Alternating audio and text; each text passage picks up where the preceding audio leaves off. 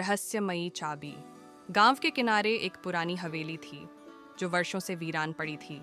लोग कहते थे कि इस हवेली में खजाना छिपा है, लेकिन जो भी वहां जाने की कोशिश करता वह लौटकर नहीं आता। इस हवेली की सबसे बड़ी खासियत थी एक विशाल दरवाजा जो सदियों से बंद था। एक दिन गांव का एक जिज्ञासु युवक अर्जुन इस रहस्य को जानने के लिए निकल पड़ा। उसे पुराने सामानों के बीच एक अजीब सी चाबी मिली।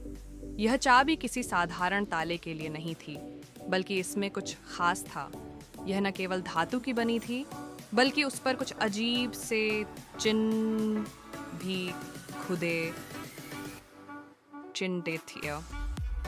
अर्जुन ने ठान लिया कि वह इस चाबी के रहस्य को सुलझा कर रहेगा। जब पूरा गांव सो रहा था, अर्जुन ने अकेले हवेली की ओर कदम बढ़ाए। हवेली के आसपास एक अजीब सी खामोशी थी। अर्जुन का दिल तेजी से धड़क रहा था, लेकिन उसके मन में जिज्ञासा और उत्साह था। हवेली के मुख्य दरवाजे पर पहुंचकर उसने ध्यान दिया कि दरवाजे पर वही चिन्ह बने थे जो चाबी पर खुदे थे। अर्जुन ने धीरे से चाबी को ताले में डाला और घुमाया। अचानक ताले से एक हल्की सी रोशनी निकली और दरवाजा धीरे धीरे खुल गया। अर्जा आलडिला गिरभाग 3 रहस्यों की दुनिया। जैसे ही अर्जुन हवेली के अंदर दाखिल हुआ, उसने देखा कि वहां हर तरफ धूल और मकड़ियों के जाले थे। हवेली में रखी चीजें बहुत पुरानी लग रही थीं, लेकिन एक चीज ने उसका ध्यान आकर्षित किया, एक बड़ा सा संदूक। अर्जुन ने संदूक को खोलने की कोशिश की, लेकिन वह बंद था। तभी उसे एहसास हुआ कि शायद उसकी चाबी सिर्फ दरवाजे के लिए नहीं, बल्कि संदूक के लिए भी थी। उसने चाबी को संदूक के ताले में डाला और घुमाया। संदूक के अंदर सोने चांदी के सिक्के, प्राचीन मूर्तियां और एक पुरानी किताब रखी हुई थी। अर्जुन ने किताब उठाई और उसे खोलकर पढ़ना शुरू किया।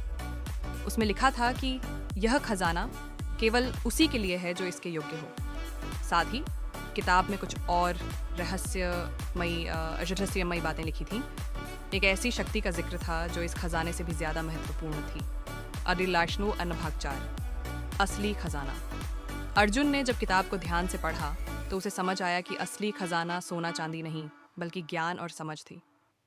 किताब में लिखी कहानियाँ और सबक उसे जीवन के गहरे अर्थों से परिचित करा रहे थे।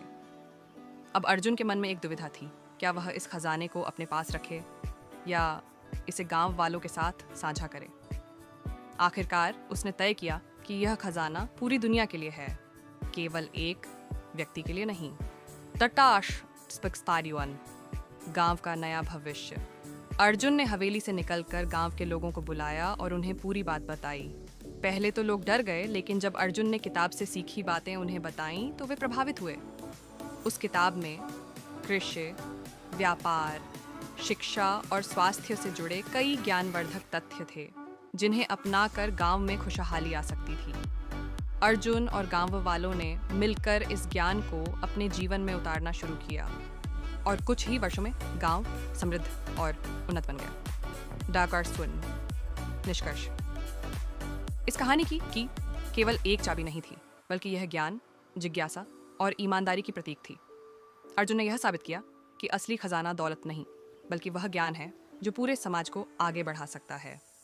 इसीलिए जब भी हम किसी की को देखें तो यह याद रखें कि यह केवल एक वस्तु नहीं है, यह एक अवसर भी हो सकता है, एक रहस्य भी और एक नई शुरुआत का